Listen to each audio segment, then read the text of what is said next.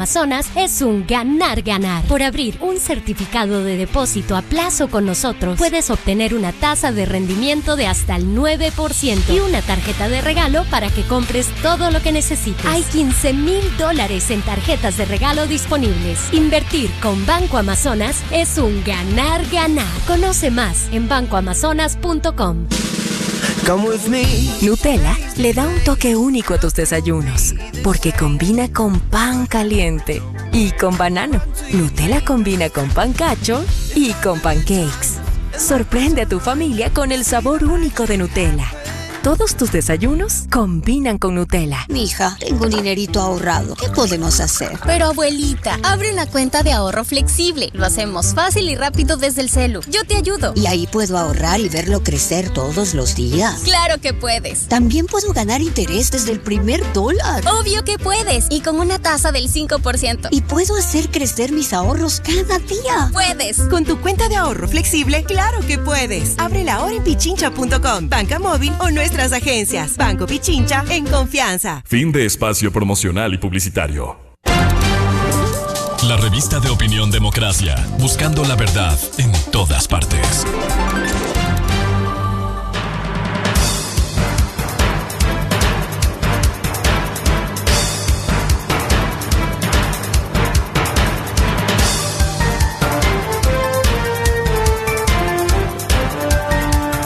Siete 58 minutos en el territorio continental ecuatoriano, buscando la verdad y abogando por la unidad nacional en pro de la paz y la seguridad en el Ecuador. Queremos dar la bienvenida a nuestra siguiente invitado, la doctora Catalina Yepes, epidemióloga, ex funcionaria de la Organización Panamericana de la Salud, el doctor Enrique Terán, académico, investigador, farmacólogo. Los invitamos para analizar el tema del COVID, la incidencia cuando se habla de una nueva variante, FLIR, y también hablaremos más adelante de la gripe aviar que inquieta a la OMS. Partiendo de un hecho, quiero empezar con la doctora Catalina Yepes. Hemos leído, y cuál es la explicación, por qué AstraZeneca retira su vacuna contra el COVID. Buen día, doctora Yepes. Por favor, el audio, Catalina. Perdón. Buenos días, don Miguel. Un saludo a toda la audiencia. Saludos al doctor Terán, también un gusto compartir con él. A ver, AstraZeneca hace una solicitud el 5 de marzo de este año a la Comisión Europea para proceder al retiro de las vacunas a nivel mundial. Y lo hace por un motivo principal. El motivo principal es la baja de la demanda en función de la desactualización que estas vacunas en el contexto actual representan. ¿Qué significa eso? Que la vacuna en su momento fue diseñada pensando en las variantes iniciales que tuvimos de COVID-19. Pero a raíz de la aparición de la variante Omicron en enero del 2022, empieza ya a perder vigencia y hay nuevas vacunas actualizadas que ya han ido promoviendo, por supuesto, la demanda, la reducción de la demanda de esta vacuna. Básicamente ese es el motivo principal, voluntario, y que la Comisión Europea hace poco recién le contesta diciendo que de acuerdo, que proceda al retiro de la vacuna. No hay un retiro de la vacuna en función de una demanda específica que se ha hecho por los eventos adversos atribuidos a la vacuna. En una lectura simple, doctora Yepes, significaría que frente a las nuevas variantes que han aparecido, esa composición de la vacuna de AstraZeneca ya no era eficaz para el momento actual.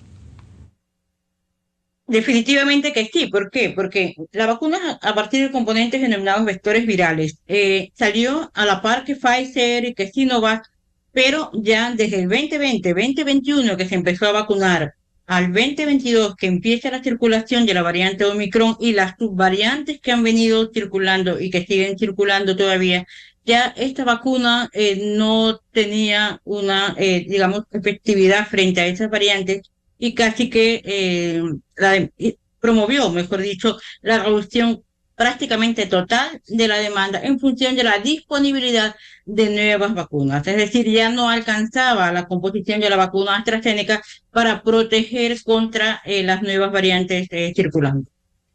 Bienvenido al doctor Enrique Terán, médico investigador académico. Doctor Terán, ¿cuál sería la explicación de por qué sale del mercado AstraZeneca con su vacuna contra el COVID? Buen día. Buenos días, Miguel. Muchas gracias y un atento saludo a Catalina y a todos quienes nos acompañan. Es muy importante desde el principio resaltar que venimos combatiendo con la desinformación que ha sido la tónica de esta pandemia y de este proceso que todavía seguimos lidiando.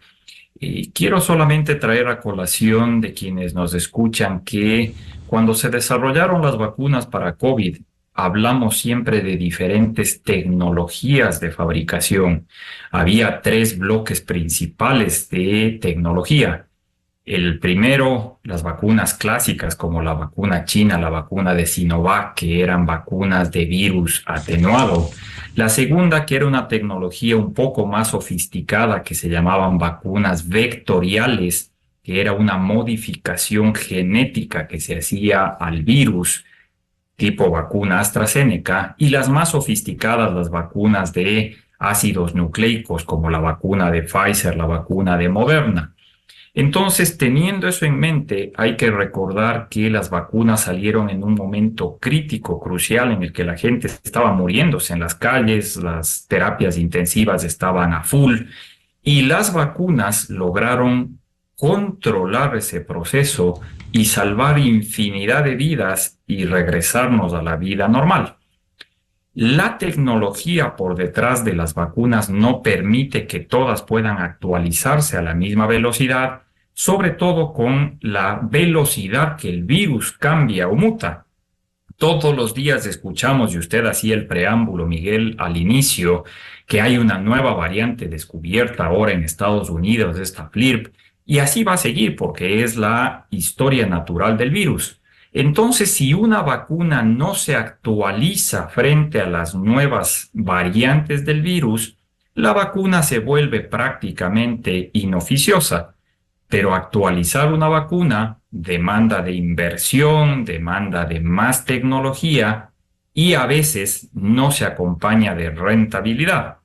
Una última pieza, si usted me permite, Miguel. Recordarán todos que cuando Pfizer sacó su vacuna, como era en acuerdo con la Universidad de Oxford, que fueron los desarrolladores del modelo, Astra declaró públicamente que no tenía rentabilidad significativa en la vacuna, a diferencia de otros fabricantes.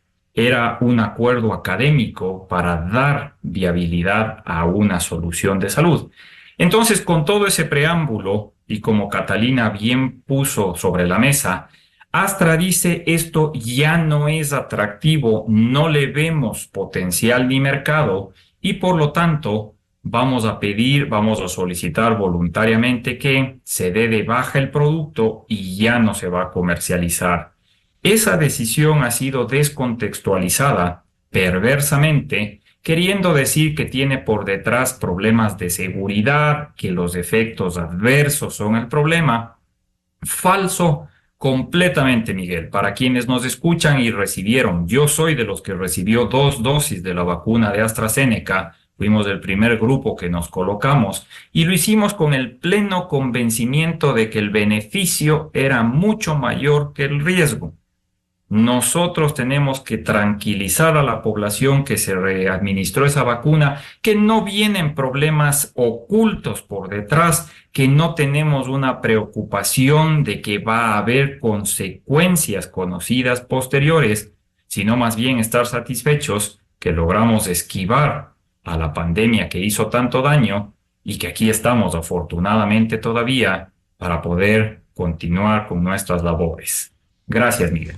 Es decir, doctor Terán, para estar absolutamente claros con lo que usted señala, la vacuna de AstraZeneca funcionó adecuadamente en su momento para las variantes que habían aparecido. Completamente. Es así de sencillo.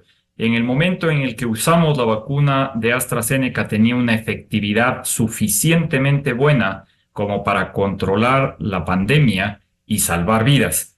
Se estima que alrededor de 6.5 millones de muertes fueron prevenidas gracias al uso de la vacuna de AstraZeneca con una aplicación de 300 millones de dosis. El porcentaje de eventos trombóticos es significativamente bajo. Expolgamos un poco la información, por ejemplo, aquí en el Ecuador es un caso en 800.010 dosis, me parece. Vuelvo con la doctora Catalina Yepes, es decir, la vacuna AstraZeneca funcionó en su momento, como bien decía el doctor Enrique Terán, para administrar y enfrentar al COVID con las variantes que existían en ese momento. Definitivamente que sí, como lo acaba de decir muy claramente el doctor Terán, la vacuna funcionó en su momento para las variantes que circulaban también en ese momento en el tiempo. Y eso es lo que precisamente evitó que las muertes fueran mucho más en cantidad en comparación con las que empezaron a darse previo al uso de la vacuna y las que hubiesen ocurrido de no haberse administrado esta vacuna. Entonces, no es un tema, también como le dice el doctor Terán, de eventos adversos. Es verdad, un evento trombótico por cada 800.000 dosis documentadas, en este caso en el Ecuador, no es significativamente importante o en comparación con el número de muertes evitadas precisamente a consecuencia de la enfermedad. Lo otro que hay que tener siempre presente, que COVID-19 se consideró en un principio como una enfermedad respiratoria infecciosa. En la práctica se llegó a demostrar que es una enfermedad inflamatoria, que es verdad que su foco de atención siempre fue el aparato del sistema respiratorio, los pulmones, pero sin embargo puede, de hecho se ha ido presentando en diferentes órganos o sistemas en el organismo. Es un proceso o una enfermedad inflamatoria que de por sí o inicialmente una de sus grandes complicaciones fue precisamente la aparición de procesos trombóticos como parte de la enfermedad. ¿Qué quiere decir eso? Que si nosotros no aplicábamos ni la vacuna Pfizer, ni AstraZeneca, ni Sinovac, las muertes por COVID hubieran sido mucho más y los eventos trombóticos, incluso en aquellos que no hubiesen llegado a morir, también hubieran sido en una cantidad realmente importante. Yo coincido con el doctor Terán, estamos en una infodemia a la par de la pandemia.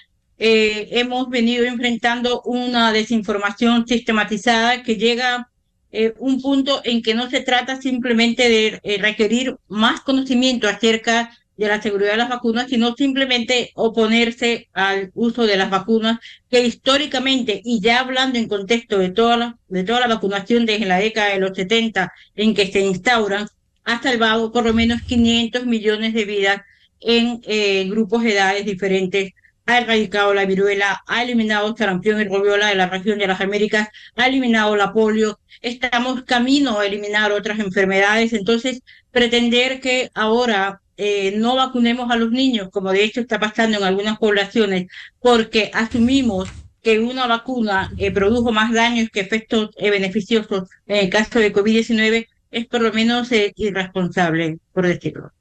Doctora Yepes, ahora el otro tema, ¿cómo incide esta nueva variante FLID que ha aparecido y que la medicina deberá enfrentar? ¿Servirá las vacunas que hoy están vigentes o habrá que mejorar el contenido de esas vacunas? Bueno, esta variante FLID que ha aparecido ahora mismo en los Estados Unidos es una de las variantes que han ido apareciendo desde el inicio de la pandemia y que vamos a tener probablemente nuevas variantes o subvariantes en el camino. De esta variante hay que tenerle mucho asunto a una subvariante KP.2 que tiene la particularidad de diseminarse, transmitirse muy rápidamente, una velocidad muy alta y que se ha visto que puede evadir de alguna manera la inmunidad previa adquirida por vacunación o por infecciones anteriores de COVID-19. Recordar que desde el inicio de la pandemia muchas personas se han infectado nuevamente, se han reinfectado por algunas de las subvariantes presentes. Es decir, alguien que se infectó con la variante alfa o clásica se reinfectó probablemente con la variante JN1.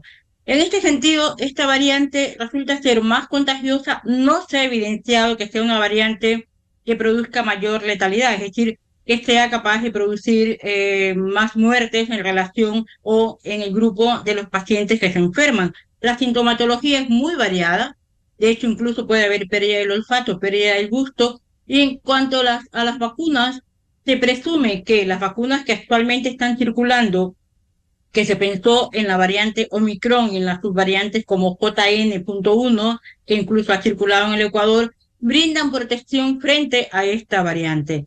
E incluso aquellos que padecieron COVID-19 contagiados por esta subvariante JN.1 tienen también una protección cruzada. Pero como ya lo dijo también el doctor Terán, el tema de la actualización de las vacunas es el deber ser en inmunizaciones. Es decir, se siguen haciendo estudios, se tendrá que seguir actualizando hasta que lleguemos a una vacuna que nos permita estar por delante del virus y no ahora que estamos un poco a la par, pero que todavía no es suficiente para poder estar tranquilos con el coronavirus. ¿Cómo enfrentar, doctor Enrique Terán, esta nueva variante Fleet que ha aparecido en Estados Unidos? Usted pone, Miguel, el dedo en la llaga, porque es una batalla en la que seguimos nosotros embarcados y que no ha hecho eco realmente. Mire que en el Ecuador la última ola vacunal data de hace más de 1 año y medio en el mejor de los casos. La pendiente ha ido en declive en términos de vacunación contra la COVID-19. Y no es una cuestión de que ya la COVID no mata, ya no es una cuestión de que la COVID ya no llena las terapias intensivas. Es una cuestión que desde el punto de salud pública, como mencionaba perfectamente la doctora Yepes hace un momento, tiene que ser tomado con proactividad. Existe una entidad médica ahora categorizada, claramente definida como el COVID prolongado o el long COVID en inglés, que es consecuencia de las infecciones repetidas por COVID y las secuelas posteriores que está dejando en el organismo, sistema nervioso central, sistema cardiovascular, sistema respiratorio, sistema metabólico, y que cada vez se documenta más que este long COVID o COVID prolongado está incrementando la tasa de problemas de salud que eran anteriormente presentes, pero que se han disparado ahora. Es por eso que instamos a que se recupere la discusión y se analice la necesidad de tener en el esquema de vacunación la vacuna contra COVID actualizada, disponible para quienes tengan la voluntad y la visión de vacunarse. En el país no se ha autorizado, por ejemplo, la comercialización privada de las vacunas, de forma tal que usted, Miguel, por ejemplo, si recibió hasta el segundo refuerzo, ya no tiene posibilidad de colocarse vacuna aquí en el país porque no hay disponible. El Ministerio de Salud Pública acaba de importar un lote de vacuna actualizada, pero ha dicho claramente que va a ser para la población de riesgo. Todos somos población de riesgo y todos deberíamos tener acceso a la vacuna, tal cual sucede con la influenza. ¿Por qué vacunamos anualmente con la influenza? Porque queremos evitar que la población sufra de la enfermedad. ¿Es una vacuna obligatoria? No es. Es una vacuna recomendada, pero está disponible. Con COVID no se ha podido hacer eso. Y cada vez que salen estas noticias es cuando efectivamente nosotros le prestamos mucha más atención al problema. ¿Por qué razón? Porque usted puede cotejar entonces que una situación tan simple como por ejemplo el incremento de un 7.5% de casos en Estados Unidos, un país con una baja adopción de vacunas, más o menos 22% de la población ha recibido la vacuna actualizada, llama a la atención de las autoridades. En el Ecuador ya no hacemos siquiera pruebas de despistaje, ya no hacemos monitoreo epidemiológico. Según nosotros le vencimos a la pandemia, Y recordará usted que por decreto presidencial aquí desapareció la COVID-19. Entonces, ¿qué hacer? Regresar a las bases. Las vacunas son la mejor inversión en salud para proteger a la población, evitar consecuencias posteriores y abaratar costos de inversión y gasto en salud pública. No dudemos en adquirir las vacunas actualizadas, promover la vacunación y estar preparados para que no tengamos consecuencias posteriores. En este sentido, doctor Terán, ¿debiera administrarse anualmente la vacuna contra el COVID? Tal cual. La recomendación ahora, en el estado del arte que estamos con la nueva tecnología de las vacunas actualizadas, la recomendación es que sea una vacunación cíclica periódica anual. ¿Y por qué razón? Porque como el virus va continuamente mutando, nosotros necesitamos ir actualizando esa vacuna. Entonces hoy hablamos de KP2, de la FLIRP, pero seguramente en un mes, en 2 meses va a aparecer una nueva variante y en 6 meses va a aparecer otra. Entonces la vacuna que yo me apliqué en enero de este año me va a brindar cierta protección, pero conforme van apareciendo nuevas cepas, la vacuna pierde eficacia. Ya hicieron, por ejemplo, la equiparación. Cuando salió JN1, recordará usted, Pirola, la vacuna perdía casi un 50% de protección frente a esa cepa. Ahora que aparece FLIRP, se estima que es 3 veces más la pérdida de protección. ¿Por qué? Porque el virus inteligente, como podríamos llamarle nosotros, trata de escaparse de la vacuna. Entonces, de esta nueva cepa lo que está modificando es la famosa proteína Spike. Se acordará usted, la proteína S, que es la que hacía que el virus se una a la célula pulmonar. Entonces, al modificarse el virus ahí, está escapando al principal mecanismo de protección. Entonces, dijimos nosotros esto y usted, Miguel, nos ayudó a comunicar hace 4 años atrás que tenemos COVID para largo. Vamos a tener que lidiar al menos una década para tratar de controlarle a un virus difícil de manejo que nos ha llevado a tener que desarrollar nuevos mecanismos y nueva tecnología, como son las vacunas actualizadas que ahora están disponibles. Doctora Catalina Terán, esto que nos ilustra el doctor esto que nos ilustra el doctor Enrique Terán, ¿debiera mantenerse la vacunación anual? ¿Qué pasa en otros países cuando aquí hay limitación? Definitivamente el COVID-19 tiene cierta similitud con el comportamiento, más no con el virus de la influenza humana. Desde la pandemia de influenza H1N1, mal llamada en su momento influenza porcina, se instauró la vacunación anual contra esta vacuna, la vacunación estacional.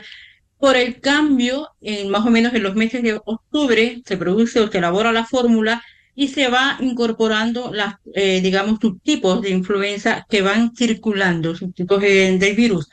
Entonces, es una vacunación anual que precisamente protege a la población de estos 2 picos que pueden ser en el invierno, en el hemisferio norte y en el invierno en el hemisferio sur, y que evitan muertes y sobre todo complicaciones. Y eso que la influenza es un proceso infeccioso y viral respiratorio y únicamente se focaliza en el sistema respiratorio. No hay complicaciones en otros sistemas, en otros órganos, y tampoco tenemos una influenza prolongada, es decir, no tenemos secuelas futuras que debamos estar lidiando por el hecho de haber contraído alguna vez o algunas veces influenza.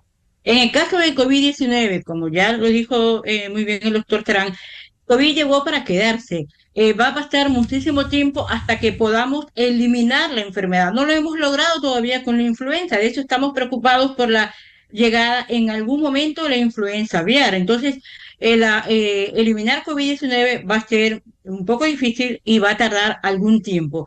¿Qué es lo que tenemos que hacer? Ir cerrando los espacios, los atajos al virus para que deje de ser tan inteligente y afecte a las personas. La única manera es tener una vacunación anual, probablemente que tendrá que ser, al igual que la influenza, actualizada para que cada vez tenga una protección mucho más efectiva con las variantes que están circulando en este momento y cierta protección cruzada con las variantes que circularon previamente. No hay otra manera, porque si no, entonces, si dejamos de vacunarnos, en este momento el imaginario de la gente, COVID-19 ya desapareció. COVID-19 es una cosa que no me dio COVID, creo que me dio influenza, me dio un catarro, cualquier cosa. Y yo lo aseguro, porque además se mencionó que JN.1 estuvo circulando en el Ecuador hasta hace poco.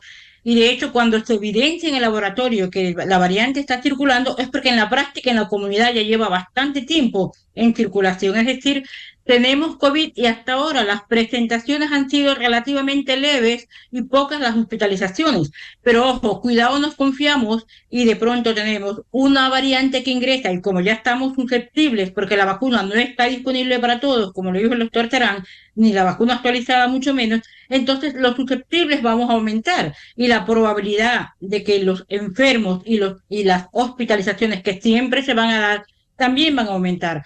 Y finalmente, la vacunación es la herramienta más costo efectiva que existe, en términos de vidas salvadas, en términos de discapacidades evitadas.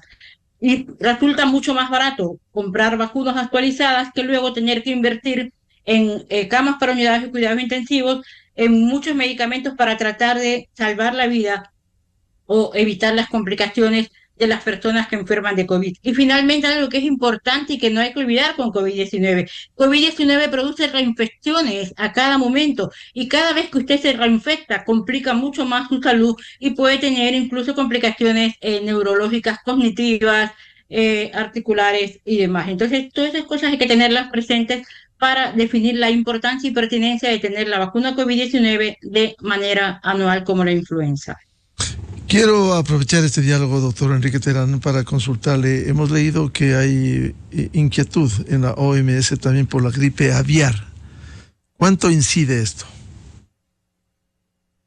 Bueno, nosotros desafortunadamente tenemos estas fluctuaciones que son inevitables en términos de picos de crecimiento de ciertos virus que están presentes en el ambiente.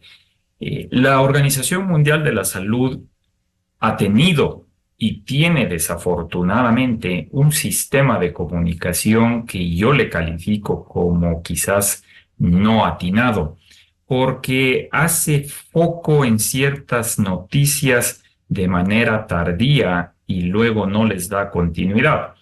Nosotros con la gripe aviar, con otros virus que ya venimos lidiando de larga data, tenemos estas fluctuaciones y lo que tiene que venir es noticias asertivas de qué es lo que hay que hacer, no generar pánico.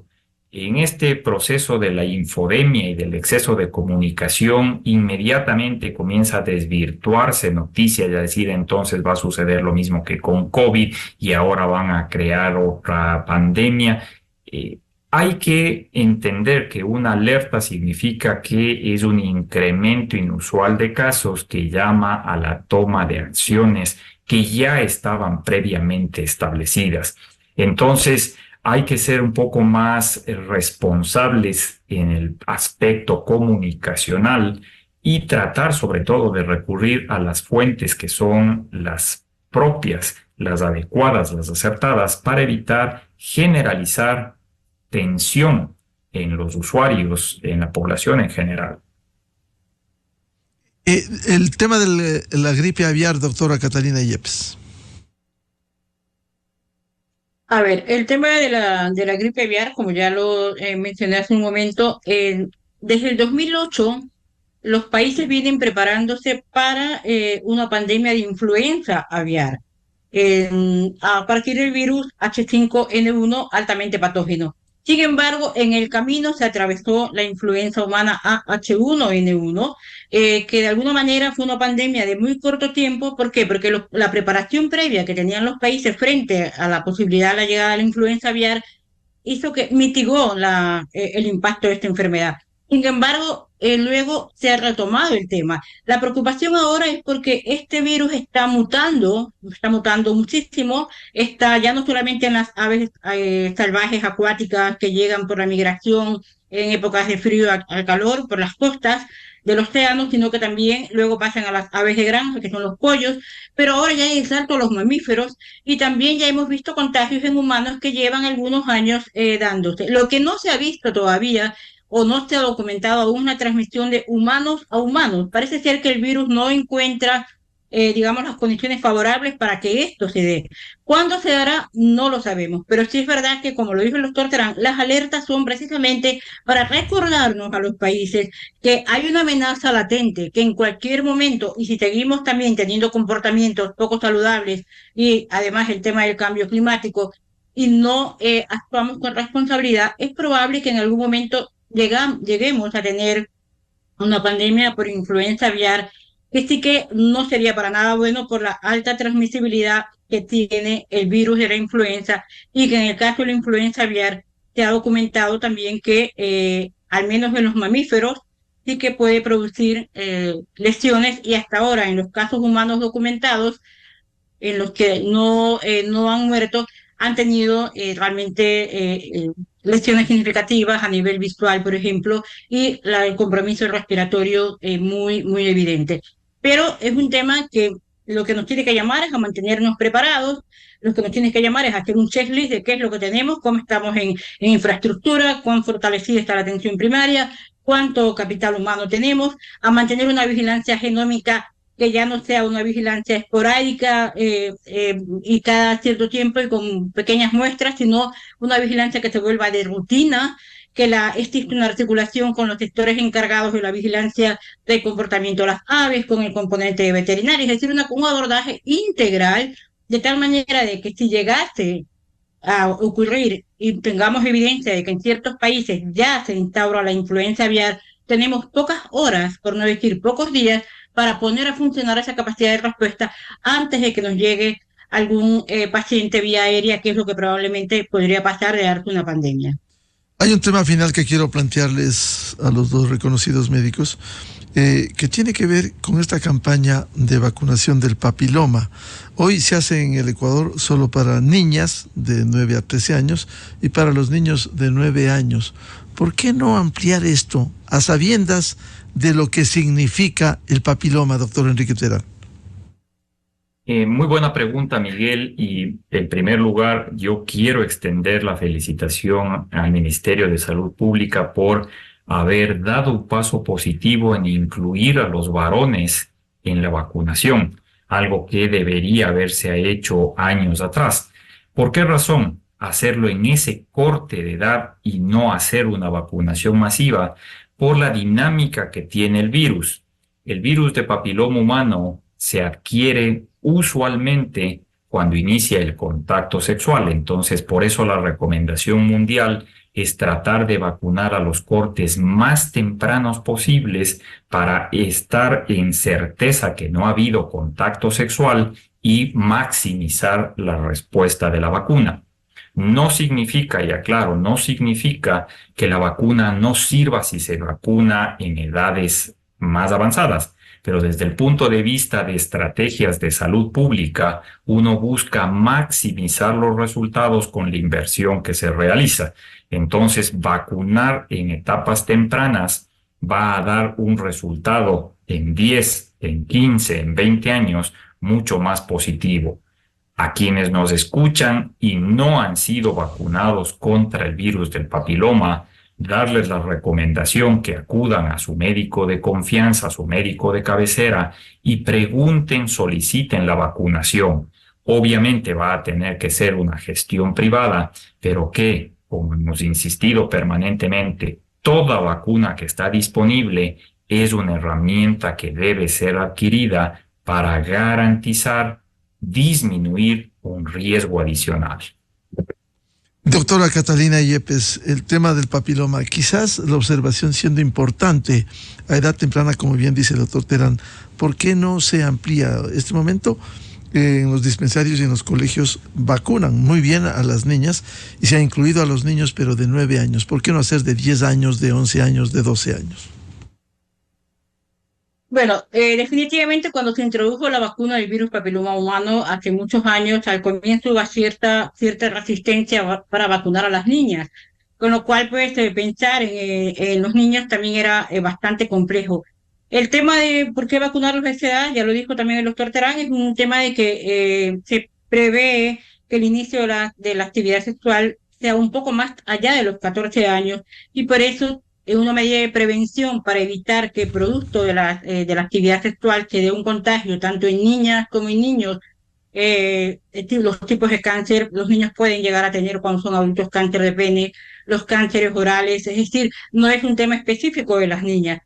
Es la razón y porque resulta en términos económicos mucho menos caro o más económico invertir en este grupo, priorizar pensando a futuro para que luego las cifras se reduzcan en el tiempo. Ahora bien, la vacuna está disponible también para otras edades. De hecho, por ejemplo, hay países como España que están vacunando a adultos, mujeres jóvenes, que todavía incluso hasta los 30 años de edad que puedan o no estar embarazadas. Es decir, la vacuna sí se puede recibir en diferentes edades, pero como ya también se explicó, es una gestión que actualmente es a nivel privado y no a nivel público. Sin embargo, celebro también la incorporación y hago un llamado a la población para que, bien sé que nos escucha, para que acudan con absoluta confianza a vacunar a sus niñas y sus niños con esta vacuna que está disponible hace un tiempo atrás, pero que ahora se incorpora en un acto de equidad a los niños también para la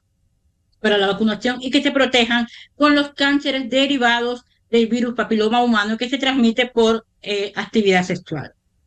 Muchas gracias por este aporte al análisis de los temas de salud. Quizás sobre el papiloma humano, ojalá se pueda vacunar, porque hemos averiguado no solo a 9 años, sino 10 años, 11 años, 12 años, que también están en un riesgo al iniciar su actividad sexual. Muchas gracias a la doctora Catalina Yepes y al doctor Enrique Terán por su valioso aporte en la revista de Opinión Democracia. Muy amables. Un saludo, muchas gracias. Enseguida, en la revista de Opinión Democracia. 8:34 minutos en el territorio continental ecuatoriano. Vamos a una pausa publicitaria y ya volvemos. Tenemos previsto un diálogo con la doctora Inés Manzano, abogada ambientalista, para hablar precisamente un análisis desde el punto de vista ambiental del caso Olón y este proyecto urbanístico en Olón denominado Hecho. Desde 1984 con Gonzalo Rosero. La revista de Opinión Democracia. Siempre líderes, siempre confiables. Enseguida regresa Miguel Rivadeneira a la búsqueda de la verdad.